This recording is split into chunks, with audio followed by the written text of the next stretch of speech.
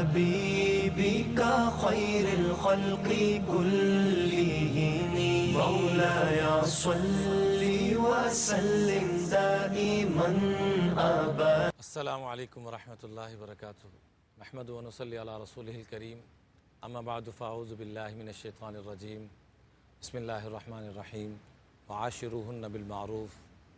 وقال النبی علیہ الصلاۃ والسلام خیرکم خیرکم لأہلہ وانا خیرکم لأہلی او کما قال علیہ الصلاۃ والسلام. میرے انتہائی قابل احترام خواتین و حضرات، آقا کریم علیہ الصلاۃ والسلام بحیثیت شوہر،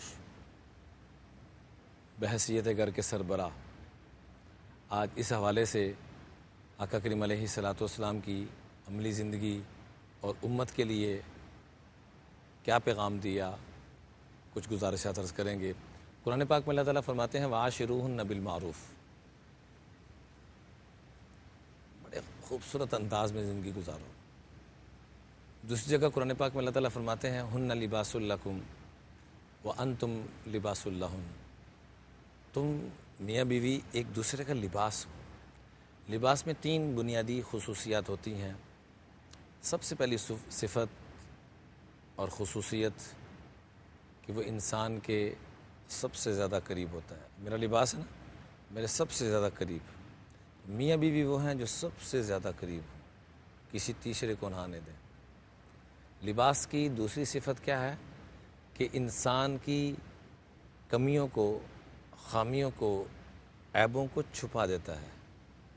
تو میاں بیوی وہ ہیں قرآن کے روح سے جو ایک دوسرے کی خامیوں کو چھپا دیں. تیسرا فائدہ لباس کا کیا ہے کہ انسان کی عزت کا ذریعہ بنتا ہے. تو میاں بیوی وہ ہیں جو ایک دوسرے کی عزت کا ذریعہ بنے. قرآن پاک میں اللہ تعالیٰ ایک اور مقام پہ فرماتے ہیں لِتَسْكُنُوا إِلَيْهَا. اللہ نے جو میاں بیوی کا رشتہ بنایا ہے، اور خاص طور پہ یہاں پر مرد کو کہا گیا کہ عورت تمہارے لیے سکون کا ذریعہ بنائے گی. ایسی عورت کے لیے رب نے مرد کو بھی سکون کا ذریعہ. جہاں پر یہ سکون نہیں ہے تو یقین کریں بس اکٹھے رہ رہے ہیں، یہ رشتہ نہیں ہے. اس لیے اگر کوئی چاہتا ہے کہ مجھے بحیثیت شوہر ہونے کے وہ رب کی رحمتیں، وہ برکتیں، وہ نسبتیں نصیب ہوں، ویسے خواتین کو چاہیے کہ بطور بیوی ہونے کے جو رب کی رحمتیں، برکتیں، تو ایک دوسرے کی آنکھوں کی ٹھنڈک کا سامان بنے. اس لیے میاں بیوی کے، شوہر اور بیوی کے بندھن کو باندھنے کے لیے ایک لفظ بولا جاتا ہے نکاح. نکاح کے اندر عربی زبان کے اندر اس کو اٹھا کے دیکھیں تو عربی کی ڈکشنری کے اندر اس کے بڑے سارے معانی ہیں. اس میں سے میں 4 پیش کرنا چاہوں گا. نکاح اس بارش کو کہتے ہیں کہ جس کے برسنے سے زمین کے اندر پیداوار پیدا ہو اور زمین خوبصورت ہو، سیراب ہو جائے اور اس میں غلہ اور اناج پیدا ہو. نکاح عربی میں اس نیند کو کہتے ہیں کہ جو نیند تھکن دور کرنے کا ذریعہ بنے، اور جو نیند تھکن دور کرنے کا ذریعہ نہ بنے اس کو عربی میں نکاح نہیں کہتے. نکاح ان 2 گنے درختوں کو کہا جاتا ہے کہ جو آپس میں مل جائیں اور گہرا سایہ نصیب ہو. نکاح 2 جانوں کا ایک جان ہو جانا، اس کو کہتے ہیں. قرآن پاک نے ہمیں جو آیات خطبہ نکاح کے موقع پہ ملتی ہیں، قرآن پاک کی آیات جو آقا کریم علیہ الصلوۃ والسلام پڑھا کرتے تھے، وہ 3 آیات تھی اور اس میں 5 مرتبہ تقوی کا ذکر ہے. ذرا غور فرمائیے گا، گنیے گا میرے ساتھ. یا ایھا الذین آمنوا اتقوا اللہ 1، حق تقاتہ 2، یا ایھا الناس اتقوا ربکم 3، واتقوا اللہ الذی تساءلون بہ والارحام 4، اور یا ایھا الذین آمنوا اتقوا اللہ 5. 5 مرتبہ تقوی کا ذکر لا کے یہ بتایا کہ اے خاوند تو نے بھی تقوی، اے بیوی تو نے بھی تقوی. حضرت امام حسن سے پوچھا گیا کہ سب صحابہ نے تقوی حضور کے قدموں میں بیٹھ کر سیکھا، آپ وہ ہستی ہیں جنہوں نے کندھوں پہ بیٹھ کر سیکھا. کیا شان تھی ان شہزادوں کی. ہم سب کے ماں باپ ان شہزادوں پہ قربان، ہمارا سب کچھ قربان. تو جواب دیا کہ ہم نے جو تقوی جو سیکھا ہے وہ یہ ہے اللہ ترى نفسک خیرا، اپنے نفس کی کوئی خیر نظر نہ آئے، کوئی خوبی نظر نہ آئے اور سامنے والے کی کوئی خامی نظر نہ آئے تو سمجھ لینا کہ جب یہ صفت نصیب ہو جائے تو رب کے کاغذوں میں تم متقی۔ تو گویا کہ شوہر کو نکاح کے موقع پہ 5 مرتبہ کہا جا رہا ہے بیوی کی خامی کو نہیں دیکھنا، سمجھ آ گئی بات؟ جی آگے پھر دوبارہ نہیں دیکھنا بیوی کی خامی کو، سمجھ آ گئی، تیسری چوتھی 5 مرتبہ۔ ایسے ہی عورت کو بھی 5 مرتبہ یہ بات کہی جا رہی، خامند کی خامی کو نہیں دیکھنا، خامند کی خامی کو نہیں دیکھنا، خامند کی خامی کو نہیں دیکھنا، خامند کی خامی کو نہیں، خامند کی خامی کو نہیں دیکھنا، ایک دوسرے کی خوبیوں کو دیکھنا ہے۔ ورنہ پھر تنگ آ کے وہ ایک شخص اپنی بیگم سے کافی تنگ تھا، تو بعض خامند تنگ ہو جاتا ہے، بعض بیگم تنگ ہو جاتی ہے، تو وہ گھر آ کے کہتا ہے بیگم کیا حال ہے؟ کہتی میں تنگ آ گئی ہوں تمہاری خدمت کر کر کے، تمہیں سنبھالوں، تمہارے پیرنٹس کو سنبھالوں، تمہارے رشتہ داروں کو سنبھالوں، تمہارے دوست احباب کو، کس کس کو سنبھالوں؟ وہ ہاتھ جوڑ کے کہتا تم صرف زبان سنبھال لو، باقی سب کچھ میں سنبھال لوں گا۔ تو اگر یہ کیفیت نہیں ہوگی تو پھر ایک دوسرے سے کہیں پر خاوند تنگ، کہیں پر بیوی تنگ۔ تو بحیثیت شوہر ہمیں کیا کرنا چاہیے؟ آقا کریم علیہ الصلاۃ والسلام اپنی ازواج کے ساتھ، ہماری ماؤں کے ساتھ جس اخلاق سے، محبت سے، پیار سے، انصاف کے ساتھ پیش آتے تھے، ہر ایک کو ایک جیسا وقت دینا، ہر ایک کو ایک جیسا پیار، محبت، اپنائیت دینا، جو چیز آج ایک جیسی تقسیم کرنا، اور گھر کے کام کاج کرنے میں کبھی آر نہیں سمجھتے تھے، اپنے کپڑے تک خود دھو رہے ہیں، اپنا جوتا تک خود صاف کر رہے ہیں، تو کیا ہمیں کیا مسئلہ ہے لگاتے ہوئے؟ کنز المال کی روایت ہے کہ جو بندہ فقر و فاقے سے بچنا چاہتا نا، تو یہ خواتین کے لیے بھی ہے اور مردوں کے لیے بھی ہے، کہ خواتین اگر نہیں کر رہی تو مرد اس کا تھوڑا سا اہتمام کرے گا تو خواتین خود آ جائیں گی، بیٹی بھی آ جائے گی، بہن بھی آ جائے گی، بیوی بھی آ جائے گی، گھر کی خواتین خود بھی ترتیب پہ آئیں گی۔ تو میں 2 کام تم کر لو، تمہاری زندگی سے فقر و فاقہ ختم ہو جائے گا۔ غسل الاناء و طہارت الفنا یورثان الغنا۔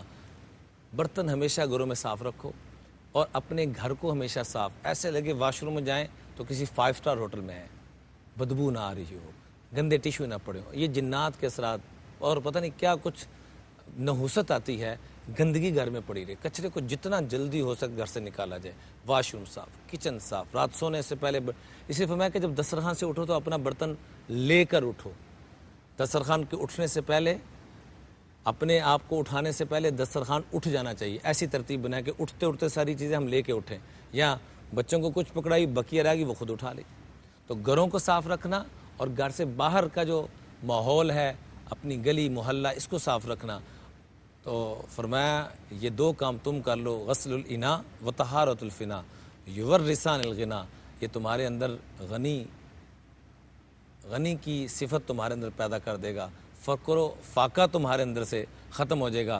امام الانبیاء ذرا دیکھیں کہ گھر میں رہتے ہوئے کیا کر رہے ہیں۔ کان رسول اللہ صلی اللہ علیہ وسلم یکون فی محنت اہلہ ویخیط ثوبہ، اپنے کپڑے خود سی رہے ہیں، گھر والوں کے کام آ رہے ہیں۔ ویحلب شاتہ، کبھی بکری کا دودھ دو رہے ہیں۔ کان یکنس البیت، گھر کی صفائی کر رہے ہیں۔ ویرقع نعلہ، اور اپنے جوتوں کو خود مرمت کر رہے ہیں۔ کان یخدم لنفسہ ویخدم اہلہ، اپنی بھی خدمت کیا کرتے تھے، گھر والوں کی بھی کیا کرتے تھے۔ ایسے گھر کے سربراہ، ایسے ماشاءاللہ شوہر تھے۔ آقا کریم علیہ الصلوۃ والسلام گھر میں تشریف لائے، امی جان امی عائشہ پانی پی رہی تھی، جیسے یہ گلاس ہے تو پانی پی رہی ہیں، آپ نے فرمایا مہلن یا عائشہ، عائشہ ذرا ٹھہرنا، امی جان ٹھہر گئی۔ آپ نے فرمایا عائشہ آپ نے کہاں سے پانی پیا؟ کہا یا رسول اللہ اس جگہ سے۔ آپ نے لیا اور اسی جگہ سے پانی پیا اور امت کو سکھایا کہ ایک دوسرے کا جھوٹا پیا کرو، اس سے بھی محبتیں بڑھتی ہیں۔ ایک دوست کو میں نے کہا، کہنے لگا بات طلاق تک پہنچ گئی ہے، میں نے کہا اس سنت کو زندہ کرو، اللہ کرم کر دے گا۔ کچھ عرصے کے بعد ملا، میں نے پوچھا کیا بنا؟ کہا جی شرم آتی ہے۔ میں نے کہا نادان انسان، لڑائی کرتے ہوئے، گالیاں دیتے ہوئے آپ کو شرم نہ آئی، اور حضور کی سنت کو پورا کرتے شرم آ رہی۔ امام الانبیاء ہماری امی جان کی مسواک کو جو اپنے منہ سے چبا کے دے رہی ہیں ہماری امی جان، آخری چیز بھی جو استعمال فرمائی، میری آپ کی ماں کا وہ لعاب دہن اس پہ لگا ہوا اس مسواک کے ساتھ اس کو استعمال فرمایا۔ اور کبھی فرما رہے ہیں گھر والوں کے ساتھ محبت پیار کا انداز چیک کریں کہ وہ عائشہ دوڑ لگانی ہے، کہاں ہے رسول اللہ؟ دوڑ لگائی تو امام الانبیاء آگے، کچھ عرصے امی جان امی عائشہ آگے، کچھ عرصے کے بعد دوبارہ سارے صحابہ کو آگے بھیجا، واپس آ رہے تھے سفر سے، کہ عائشہ دوڑ لگانی ہے، کہاں ہے رسول اللہ؟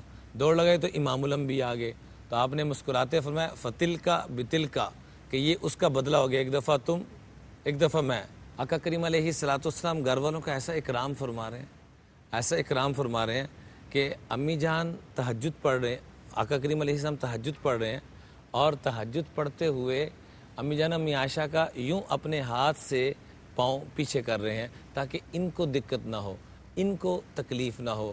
امام الانبیاء اتنا خیال، اتنا اکرام، اور کبھی پنجوں کے بل چل کے آ رہے ہیں۔ پوچھا کہ رسول اللہ ایسے کیوں؟ میں شاید میرے پاؤں کی آہٹ سے تمہاری نیند کہیں خراب نہ ہو جائے۔ کبھی بھی گھر والوں کو بڑی بامر مجبوری ہو تو اٹھائیں، ورنہ کبھی گھر والوں کو سوئے وہ مت اٹھائیں، بچوں کو سوئے مت اٹھائیں، نیند پوری کرنے دیں۔ یہ احساس، یہ اکرام، یہ وہ چیزیں ہیں کہ آقا کریم کی یہ وہ سنتیں جو مٹ چکی ہیں۔ ایک دفعہ میں نے یہ شروع میں جب یہ حدیث پڑھی تو اللہ کی شان انہی دنوں میں کچھ عرصے کے بعد میری گاڑی چوری ہو گئی، اور کہہ لیں کہ میری کل کائنات دنیاوی اعتبار سے، پیسوں کے اعتبار سے وہ ایک جمع پونجی تھی، وہ بھی گم ہو گئی۔ اب ایس ایچ او صاحب کہتے ہیں کہ جی انجن نمبر، چیسی نمبر، فلاں جی وہ سارا کچھ گھر پڑا ہوا تھا۔ تو میں نے کہا جی رمضان کا مہینہ تھا، میں نے کہا اس وقت میں نہیں لکھوا سکتا، بعد میں لکھواؤں گا۔ تو کہنے لگے وجہ کیا ہے؟ تو میں نے ان کو وجہ تو نہیں بتائی، میں نے بس کہا جی بعد میں بتاؤں گا، ابھی میں تلاش کر کے۔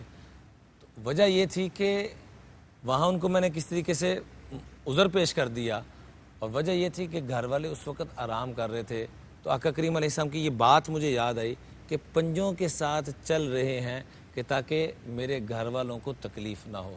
جو ممکن ہو سکتا ہے اتنا ضرور کوشش کریں کہ کسی کی نیند کو خراب نہ کریں، ڈسٹرب نہ کریں۔